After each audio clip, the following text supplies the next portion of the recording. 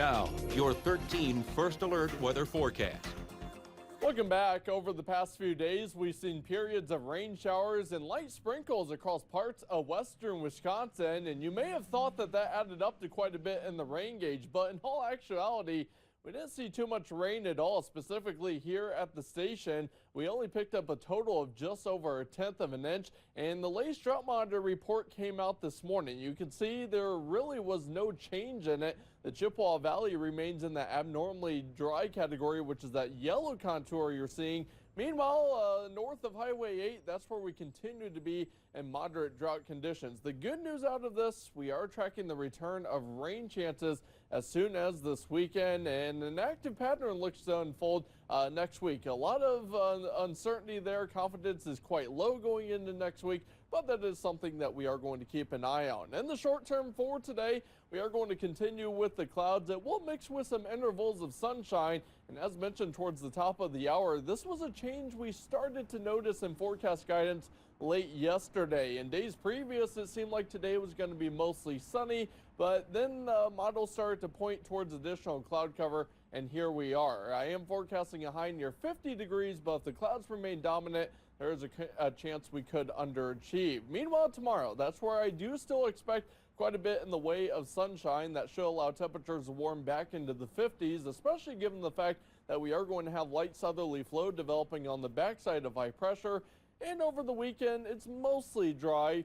One change will be on Saturday, where it now appears we could see at least a few rain showers early on in the day. Breezes will be developing, and those temperatures are going to be edging up towards 60 as soon as Sunday. Take a live look from our Nicolay Bank Mount Washington cam. You can see the extent of the cloud cover, but better yet, those pretty fall colors that are developing here in the city of Eau Claire. Really a beautiful picture. As for those temperatures, we're at 42 in Rice Lake, 45 in Menominee, 44 in LaCrosse, 45 in Toma, 42 degrees in Viroqua, and not much of a difference westbound. But if you go over across the Dakotas, that's where it is a bit more mild. We're seeing more in the way of sunshine, and therefore those temperatures hanging out in the low to mid 50s. We currently have high pressure exiting the Great Plains eastward. This is eventually going to move overhead as we go into tonight. In the meantime, though, we remain socked in the clouds, though I do anticipate a few more breaks of sunshine before the day is done. You'll see that here on our forecast model. By tonight, with high pressure overhead, skies are going to turn mainly clear, and your first alert to a cold start tomorrow morning.